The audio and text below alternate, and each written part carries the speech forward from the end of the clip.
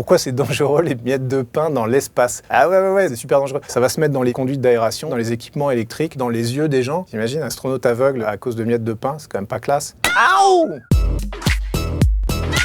On sent comment la veille d'un départ dans l'espace? Eh ben, comme la veille d'un examen, d'une opération chirurgicale, on espère qu'on a bien mis sa vie en ordre, qu'on a bien dit au revoir à tout le monde, que tout va bien se passer. On croise les doigts. La fois où j'ai eu le plus peur, c'est peut-être en sortant de la station. Quand tu bascules dans le vide, là, tu fais une espèce de culbute avec ton scaphandre, tu t'accroches assez fort parce que quand même 400 km de vide, on a beau être astronaute, on fait pas les malins. Il paraît que dans l'espace, on dort avec une aération près du visage.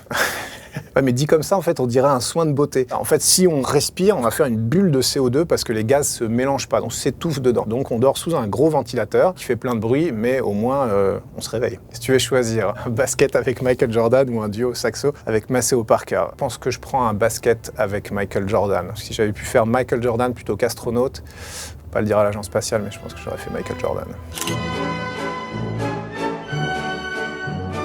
Le truc le plus cool à faire en apesanteur. On peut faire des concours de looping, traverser les modules en faisant le plus grand nombre de loopings mais sans rien toucher. Voilà, faudrait que j'y retourne en fait pour même perfectionner un peu la technique. Ce qui m'a le plus ému là-haut, avant d'aller se coucher le soir, on va fermer les volets de la cupola, notre fenêtre d'observation. On voit la Terre qui défile tranquillement dans le silence, comme ça, toute fragile. Les premiers instants dans la navette ou les premiers instants de retour sur Terre, c'était quoi le plus éprouvant? C'est les premiers instants de retour sur Terre, c'est sûr. On a l'impression d'être écrasé, on a un éléphant assis sur la poitrine, on peut plus lever les bras, on a envie de vomir, on tient pas debout. Heureusement qu'il y a plein de médecins et de gens pour s'occuper de nous, parce que sinon ce serait un petit peu galère. Ouais. Tout votre travail depuis l'espace, il a servi à quoi? Il a servi à améliorer la vie des gens.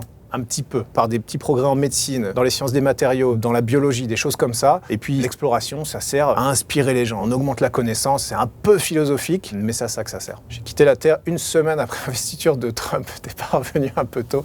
Ouais, c'est marrant, on quitte la Terre et puis on la retrouve un peu différente. Alors on a fait pas mal de blagues, ouais. On a dit que peut-être on allait rester. Il paraît que tu repars en 2020, tu nous en dis un peu plus. Ah ouais, alors non, mais j'aimerais bien. Fin 2020, début 2021, c'est prévu, si tout va bien, de retourner dans l'espace. On développe des nouveaux véhicules, donc on croise les doigts pour que tout soit prêt à temps.